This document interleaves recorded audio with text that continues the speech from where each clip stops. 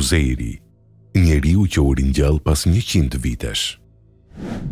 Në historinë e shpalljeve hyjnore dhe të popujve të lashtë, ka figura që mbeten të mbuluara me mister, por që mbartin mesazhe të thella për besimin dhe fuqinë e Allahut.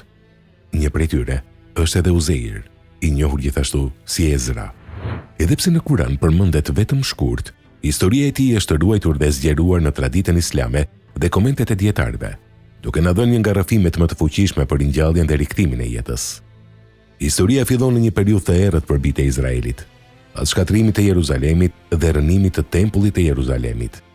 Qyteti ishte kthyer në rënoja. Jeta ishte zhdukur dhe shpresa dukej e fikur. Pikërisht në këtë realitet të zymt, Uzeiri kaloi pranë një vendi të shkatërruar dhe u ndal për të reflektuar. Ai pyeti me habi: si do të ringjallë Allahu këtë vend pasi është bërë kështu? Kjo nuk ishte një shprehje mohimi, por një pyetje që kërkonte të kuptonte më thellë fuqinë hyjnore. Në atë moment ndodhi diçka jashtëzakonshme. Allahu e bëri atë të vdiste. Uzeiri u nda nga jeta, ndërsa qëndronte pranë ushqimit të tij dhe gomarit që e shoqëronte. Dhe kështu filloi një periudhë që do të bëhej një nga mrekullitë më të mëdha të përmendura në traditën islame. Ai qëndroi i vdekur për 100 vjet. Gjatë kësaj kohe, asgjë nuk u tha për trupin e tij në detaje të sakta, por kuptohet se ai ishte i fshehur nga sytë e njerëzve sipas vullnetit të Allahut. Nuk ka dëshmi të sakta që njerëzit e pan apo e gjetën trupin e tij gjatë kësaj periudhe. Kjo vetë është pjesë e mrekullisë. Allahu e ruajti atë larg ndërhyrjes njerëzore. Pas një shekulli të plot, Allahu e ringjalli. Kur u kthye në jetë, ai u pyet: sa kohë ke qëndruar?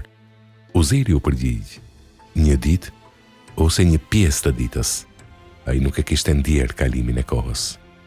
Por e vërteta ishte ndryshe. Ju tha: jo, ke qëndruar 100 vjet. Dhe për t'i treguar këtë realitet, Allahu i dha disa shenja të qarta. Ushqimi dhe pija që kishte pranë nuk ishin prishur as pak. Pas 100 vitesh, ato mbeteshin të freskëta, sikur koha nuk ishte kaluar mbi to.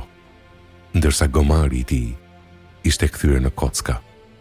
Para syve të tij, Allahu i bashkoi ato kocka, i mbuloi me mish dhe i dha përsëri jetë.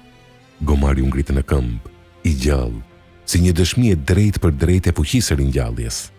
Kjo skenë nuk ishte thjesht një mrekulli për Uzeirin, por një mësim për gjithë njerëzimin se Allahu ka fuqi absolute mbi jetën dhe vdekjen. Se i përket jetës së tij, nuk ka të dhëna të sakta për moshën totale që ai arriti.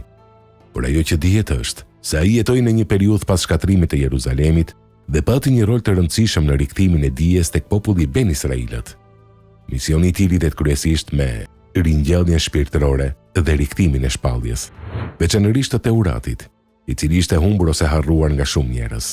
Thuhet se ai e mësoi dhe e riktheu atë tek populli i tij, duke u bërë një figurë e respektuar dhe e nderuar. Megjithatë, ky nderim i madh çoi disa njerëz në devijim, duke i atribuar atij një status që nuk i takonte, një besim që Islami e refuzon qartë. Historia e Uzeirit mbetet një nga tregimet më të fuqishme për reflektim. Ajo na kujton se koha, jeta dhe vdekja janë në dorën e Allahut, dhe se ajo që duket e pamundur për njeriu është plotësisht e mundur për krijuesin. Nga një qytet i shkatëruar tek një ringjallje pas 100 vitesh, deri tek një popull që kërkonte udhëzim, rrëfimi i Uzeirit është një udhëtim mes dy botëve, asaj që ne shohim dhe asaj që vetëm Allahu e di.